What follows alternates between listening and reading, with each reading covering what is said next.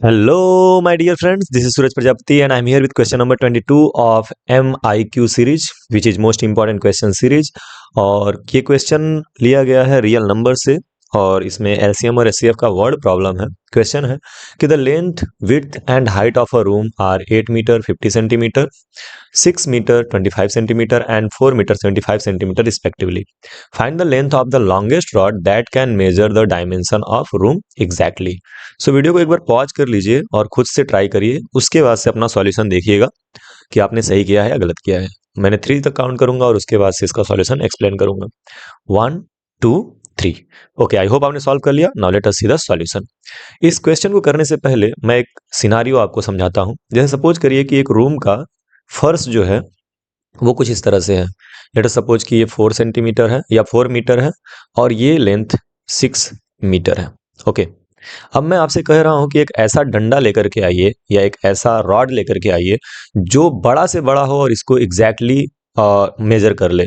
तो आप क्या करोगे? आप 1 मीटर का अगर डंडा लाते हो तो ये 6 बार में इस वाले साइड को 6 बार में मेजर कर देगा और इस वाले साइड को कितने बार में करेगा? 4 बार में। लेकिन वो बड़ा से बड़ा नहीं है। अगर आप 2 मीटर का डंडा लेकर के आते हो तो ये 3 बार में इसको मेजर करेगा और 2 बार में इसको मेजर करेगा, है ना? एक बार में आधा और फिर एक बार में आधा, और यहाँ पे एक बार में यहाँ तक, फिर एक बार में यहाँ तक और एक बार में पूरा। तो यानी 2 मीटर का जो रॉड होगा वो इनको एग्जैक्टली मेजर करेगा। 1 मीटर वाला भी करेगा लेकिन ज्यादा चांस में करेगा। ठीक है, अगर उससे ज्यादा लेंथ अगर हम ले लेते हैं, सपोज करते हैं कि हम 3 मीटर का कोई रॉड ले ले रहे हैं, तो 3 मीटर के रॉड जब लेंगे तो इसको तो ये 2 बार में मेजर करेगा, है ना? लेकिन 2 बार में ये मेजर हो जाएगा। 6 का है तो 3 मीटर का यहाँ से यहाँ तक और 3 मीटर का यहाँ से यहाँ तक 2 बार में मेजर हो जाएगा। लेकिन ये वाला जो 4 मीटर का लेंथ है उसको ये यहाँ से यहाँ 3 मीटर तक मेजर कर लेगा। 1 मीटर का डिस्टेंस लेफ्ट हो जाएगा जो इस 3 मीटर के रॉड से मेजर नहीं हो पाएगा। तो यहाँ पे 3 कंडीशन बने हमारे पास। एक कंडीशन बनता है जब हमारे पास 1 मीटर वाला रॉड है, दूसरा कंडीशन बनता है जहां पे हमारे पास 2 मीटर वाला रॉड है, और तीसरा कंडीशन हमारे पास बना जहां पे 3 मीटर वाला रॉड है।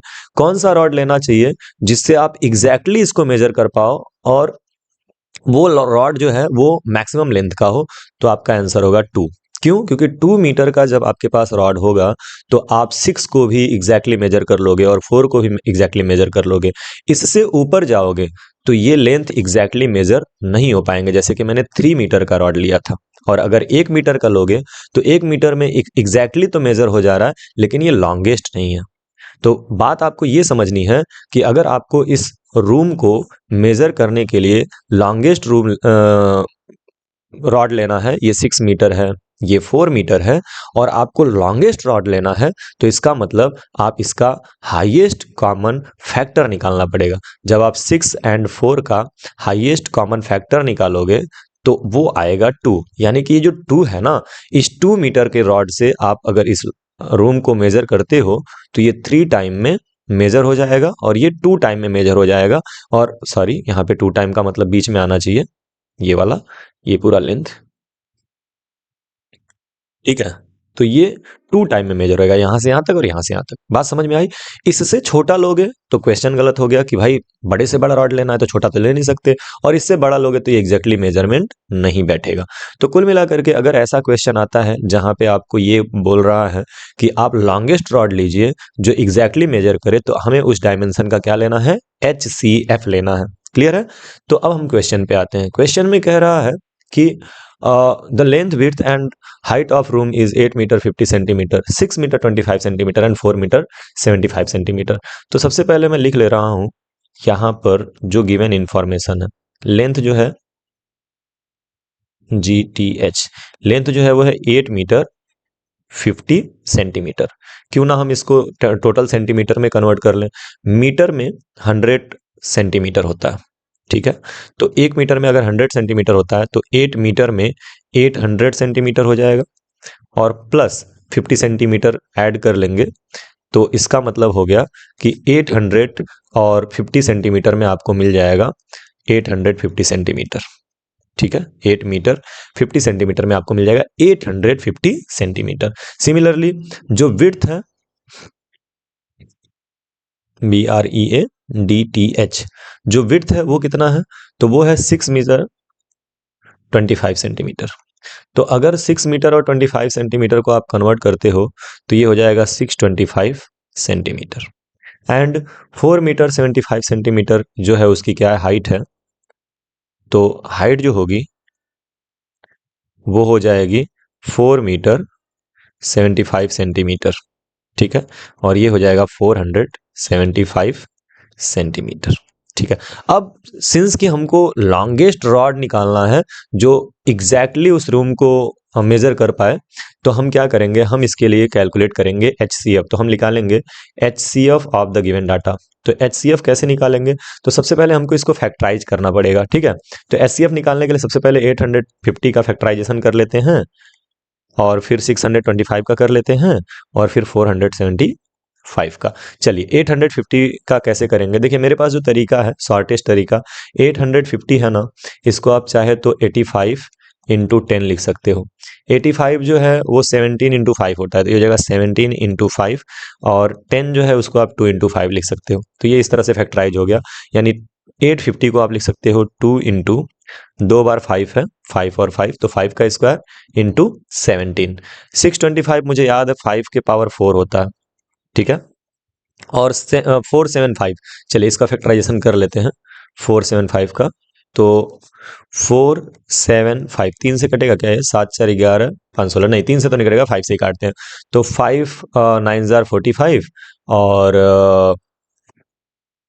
2 आया, 5 5 जार 25, फिर 5 से कटेगा तो 19 पचे 95 19, और फिर ये 19 से कटेगा तो कट जाएगा, यानी ये आ जाएगा 5 का स्क्वायर इंटू 19, ठीक है। तो इस तरह से ये फैक्टराइजेशन करने पे आ रहा है। तो फैक्टराइजेशन करने के बाद से what we will do, we will calculate the HCF, ठीक है। हम लोग HCF कैलकुलेट करेंगे एज वी डिस्कस्ड, जो हमने डिस्कशन किया उसमें हम लोगों को क्या निकालना था, HCF। तो HCF ऑफ गिवन डिस्टेंसेस ये क्या हो जाएगा, तो HCF में हम लोवेस्ट पावर को कंसीडर करते हैं। अब यहाँ पे 2 है, यहाँ पे 2 नहीं है, तो इसको 2 के पावर 0 लिख सकते हैं, और यहाँ पे भी 2 के पावर 0 लिख सकते हैं। तो 2 के पावर 1, जब कुछ भी नहीं लिखा है पावर तो मतलब 1, तो 2 के पावर 1, 2 के पावर 0, और 2 के पावर 0 में लोवेस्ट है 2 के पावर 0, तो यहाँ पे 2 के पावर 0 ले लेंगे। Similarly 5 square 5 to the power 4, और 5 स्क्वायर में 5 स्क्वायर इन तीनों में लोवेस्ट है, तो हम यहाँ पे 5 स्क्वायर ले लेंगे, इनटू यहाँ पे 17 है, यहाँ 17 नहीं है तो 17 के पावर 0, और यहाँ पर भी 17 नहीं है तो 17 के पावर 0 कर लेंगे। तो 17 के पावर 0, और 17 के पावर 0 में 17 के पावर 0 लोवेस्ट है तो उसको ले लेंगे, और 19 के पावर 0 यहाँ पे कर लेंगे, और 19 टू द पावर 0 यहाँ पर कर लेंगे। So 19 to the power 0 is lowest in all 90s, तो यहाँ पे 19 के पावर 0 ले लेंगे। इसको अगर सिंपली किया जाए तो जो नहीं होता है ना, जैसे तीनों में जो नहीं होता है उसको छोड़ दो, जैसे 2 यहाँ है यहाँ नहीं है तो 2 को लिखने की कोई जरूरत नहीं है, ऐसा भी आप कर सकते थे। आपका डायरेक्ट आंसर आता 5 का square that is 25। 2 to the power 0 की वैल्यू 1, 17 टू द पावर 0 की वैल्यू 1, 19 टू द पावर 0 की वैल्यू 1, यानी कि आंसर कितना आएगा 25, और ये 25 सेंटीमीटर जो है यही हमारा आंसर होगा। तो आप इसका आंसर कैसे लिखेंगे, इसका आंसर आप लिख सकते हैं कि the length of longest rod, the length of longest rod which can measure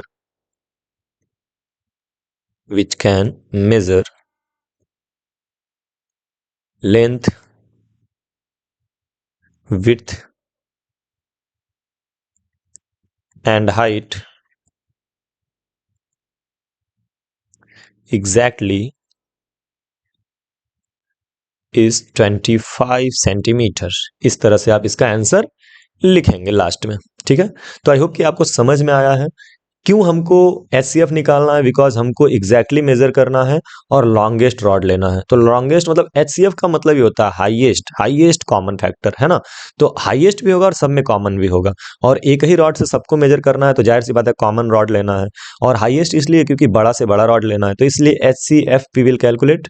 और दूसरी चीज HCF में आप याद रखिएगा हम लोवेस्ट पावर को कंसिडर करते हैं, प्राइम फैक्टराइजेशन के लोवेस्ट पावर को कंसिडर करते हैं। तो आई होप कि आपको समझ में आया है। चाहे तो आप इसको नोट कर सकते हैं, क्वेश्चन एंड सॉल्यूशन को नोट कर सकते हैं, स्क्रीनशॉट ले सकते हैं रिवीजन के लिए। मैं 3 तक काउंट करूंगा, उसके बाद इरेज करके नेक्स्ट क्वेश्चन की तरफ हम मूव करेंगे। 1 2 3 ओके।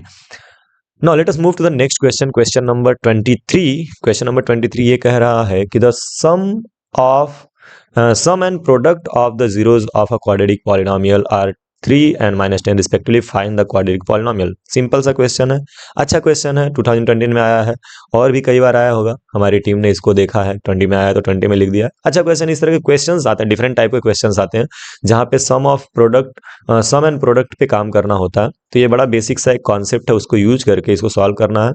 पॉलिनोमियल चैप्टर का ये क्वेश्चन है, इसको आप प्लीज करिएगा और उसके बाद से ही इसका सॉल्यूशन देखिएगा।